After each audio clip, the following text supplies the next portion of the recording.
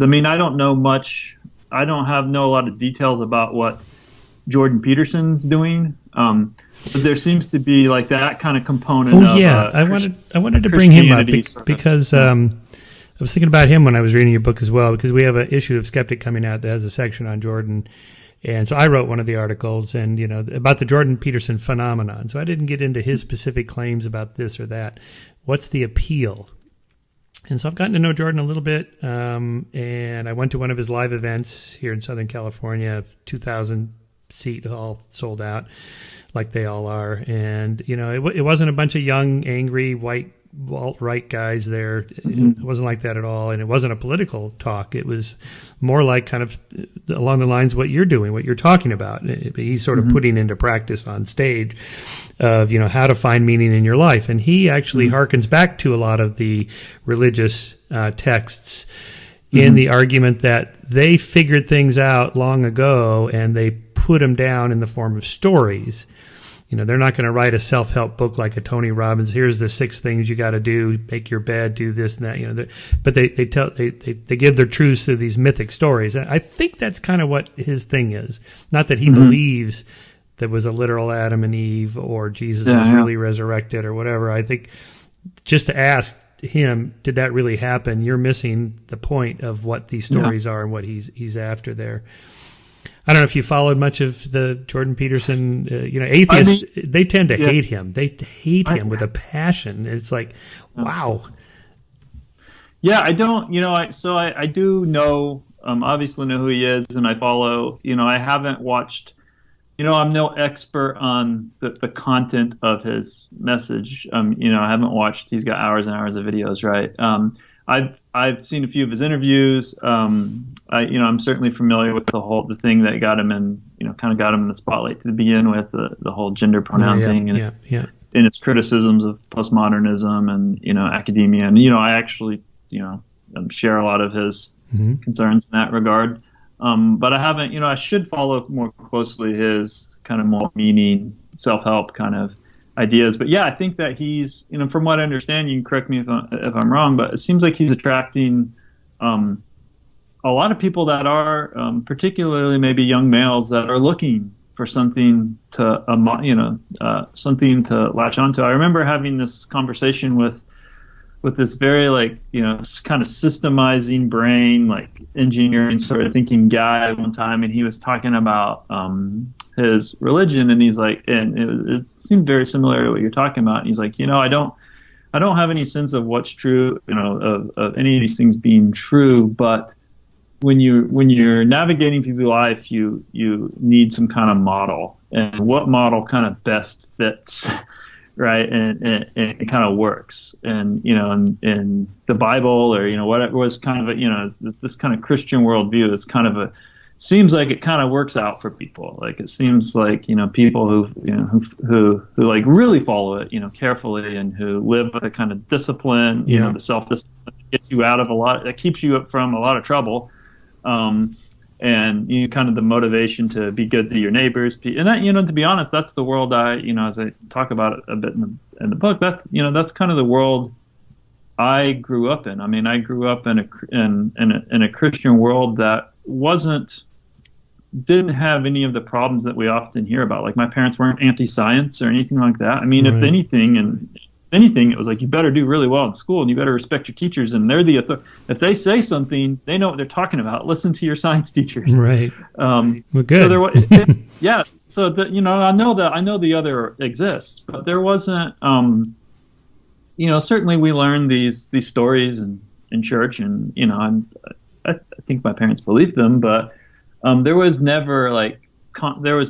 Oh no, you have to believe this. You have to believe the creation story of the Bible. You can't believe in Darwinian science. I just don't. Maybe I don't. You don't. It's hard to remember childhood. You have rose-tinted glasses, but I just got the this kind of thing that you're supposed to live. Being a Christian means like modeling the behavior of Christ, right? And helping the poor, thinking about others, trying to live with dignity and discipline, and so I think that I can see where people would Jordan's promoting that kind of view with the idea of you don't have to, believe in the literal truth of these things. That's not what's important. What's important is the inspirational mythology, and the guidebook. Then, I can certainly see where people don't want to live lives in chaos, right? Where they have no model of how to live or how to be or what to believe in. And that's going to get worse if what you just said earlier about the iGens, the Gen Zs, younger people, millennials, and so on,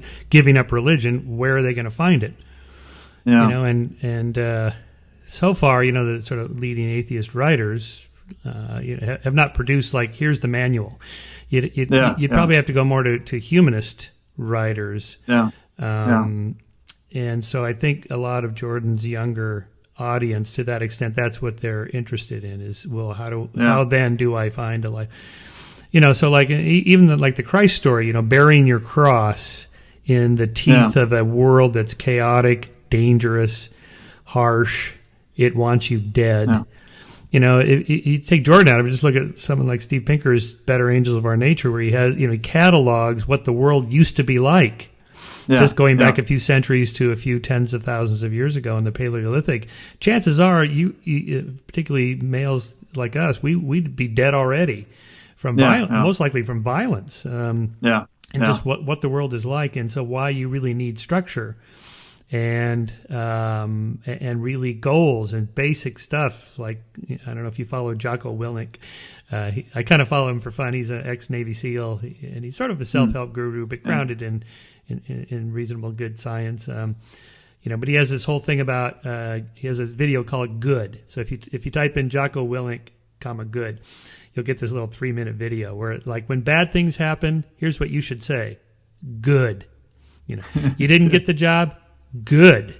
You learned something. You failed. You lost the game, good. You'll get better next time, and he goes through this whole thing, and so when you fall down, get up, dust off, reload, re-engage, and he's got that whole macho thing. It's really funny. But really, Jordan's kind of doing that in a more intellectual way through stories, but the principle is the same. It's basic, evolution designed us to push back against entropy, and that nature doesn't give a shit about us. We're going to die. Death is normal. That's the way things go. And so every day you have to push back against entropy by, again, the making your bed, cleaning your room. What is that? Well, because really chaos is the normal state of things. The second law of thermodynamics is just there's more ways for atoms to kind of scatter in an unorganized way than there are for atoms to organize structure in an organized way. So that's the whole point of life, is to restructure your environment to have some kind of meaning. Everything from where am I going to get my breakfast to where am I going to get my meaning. Yeah, no, I think so.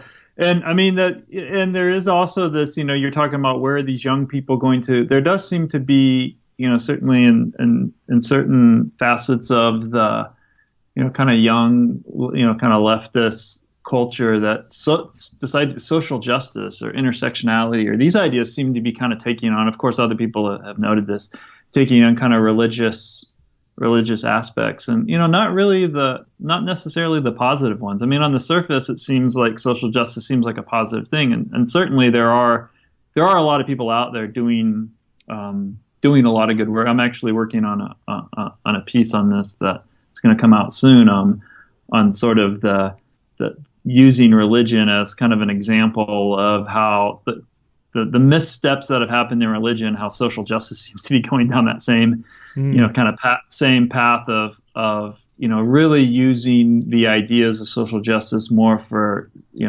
political posturing and self gain, in the ways that people use religion, instead of really helping the poor and helping the needy and the most vulnerable. And so I do think there is kind of this religious quality that does happen in these kind of secular identities where. And when the reason I say not the positive side is because it does seem to be related more to the sort of victimhood culture. I mean, one of the things that, my parents taught me, and you touched on this, is that, suffering is fine. That's part of life. I mean, that's, and the idea is to be, the idea of gratitude or to be thankful for you have, and what other people don't have. I mean, one of the things I remember my dad saying when he, had a death sentence, and he knew that his death wasn't. I mean, the doctors told him his death was not going to be a pleasant one. Is that he said, I could sit around and feel sorry for myself. He's like, I've lived, over 70 years, and look at all the people in the world I've had a good life. Like, look at all the people in the world that are suffering. And so his religion wasn't just about like having some sense of an afterlife. It was also about this putting things in perspective of being grateful for what he'd been given. And in addition to that, after my dad died, I remember my mom, because my mom's younger than 10 years younger than my dad, and she hadn't retired yet. She was getting ready to retire, and they had all these plans to do all this traveling and all this stuff. And then, that of course didn't happen. And I remember her saying after my dad died, saying, I could sit around and feel sorry for myself of how, poor me, I was going to retire and your dad and I were going to travel the world. Or I could do something.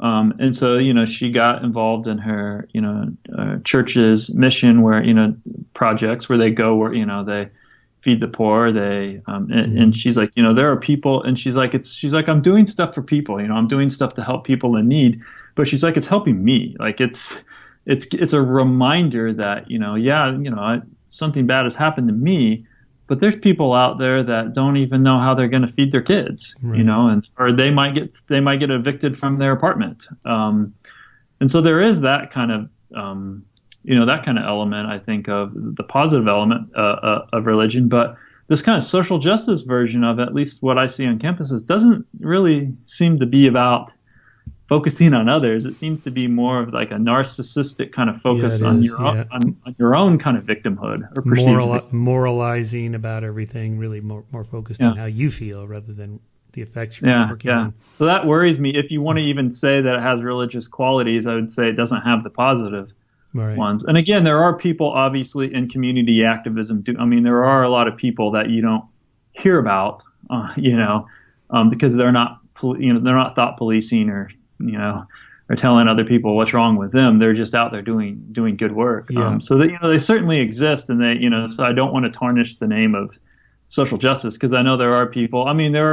There are law students who are, there's these projects where they're trying to, help people who have been wrongly convicted. There's people doing a bunch of stuff, right. To help to make the world a better place. But what we often hear about, what Haidt talked about on campuses, and even in kind of progressive media, we often, there's this kind of call out culture and shaming, and who's more, you're not sufficiently woke, as a metric of morality.